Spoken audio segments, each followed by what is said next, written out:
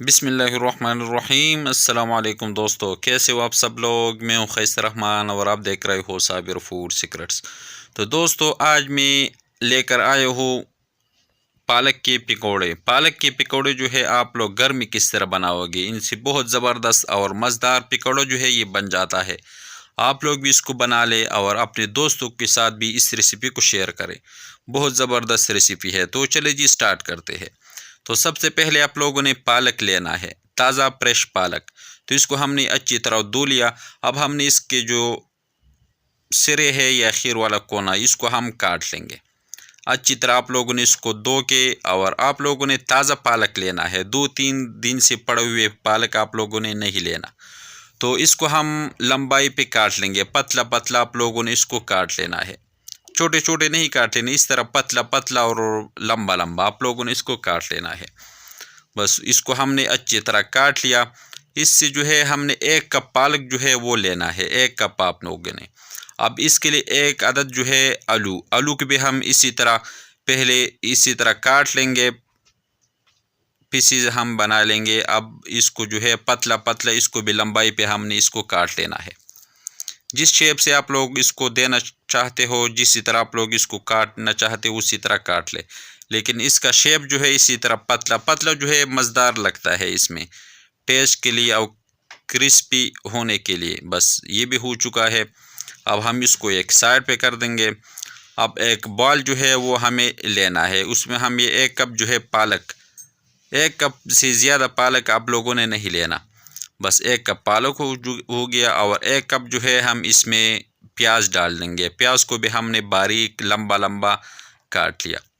बस ये भी हो गया। और 1 कप जो है 1 आलू जो है हमने लिया था, वो 1 आलू बस इसके लिए काफ़ी है। ये भी हम इसी में शामिल कर देंगे। और ये थोड़ा सा जो है सब्ज़ मिर्च को भी हमने लंबा काट लिया, पतला पतला और लंबा लंबा। बस ये 2-3 दाने जो है हम इसमें शामिल कर देंगे। और थोड़ा सा धनिया, बस ये भी हो गया। अब हम इसको मिसाले जो है वो डाल देंगे। 2 चम्मच हम इसमें साबुत धनिया शामिल कर देंगे। हाफ़ टी स्पून जो है हम इसमें ज़ीरा, और ये हाफ़ टी स्पून लाल मिर्च पाउडर, और हाफ़ टी स्पून कुटी हुई लाल मिर्च, और ये हाफ़ टी स्पून जो है हम इसमें हल्दी शामिल कर देंगे। और 1 चम्मच जो है हम नमक, और ये थोड़ा सा जो है हम इसमें अजवाइन शामिल कर देंगे। और 1 आदत जो है हम इसमें अंडा डाल देंगे। आप लोग अंडा डाल लें, इससे बहुत क्रिस्पी आता है ये। बस ये हो गया। अब हमने हाथ की मदद से अच्छी तरह पहले मिसालों को आप लोगों ने इस सब्जियों में जो है अच्छी तरह मिक्स करना है।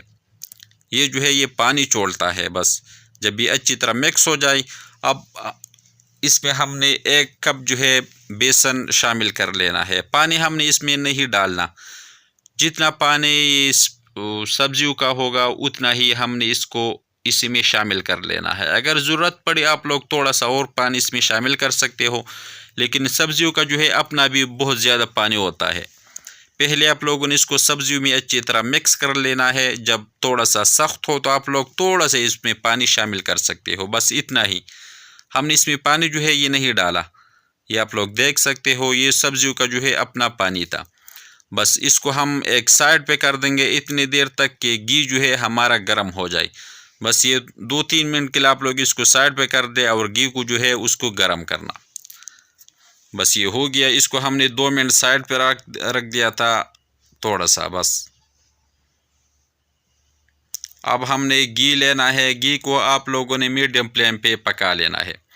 जब इसी तरह पकौड़ा आप लोगों ने उठा लेना है, इसको इसी तरह खुला दबा लेना नहीं, ये बस इसी तरह खुला खुला आप लोगों ने पकौड़ा उठा के और इसी तरह आप लोगों ने घी में शामिल कर लेना है, घी में डाल लेना है। बस मीडियम फ्लेम पे आप लोगों ने इसको पका लेना है।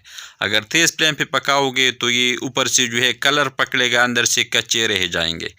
बस मीडियम फ्लेम पे हमने इसको पका लेना है। 2 मिनट आप लोगों ने इसको छेड़ना नहीं, ये इसी तरह आप लोगों ने छोड़ना है ताकि थोड़ा सा जो है जान में आ जाए। जब ये 2 मिनट पूरा हो जाए तो चम्मच की मदद से हम इसको दूसरे साइड पे कर देंगे ताकि दोनों साइडों से जो है एक जैसा कलर आ जाए।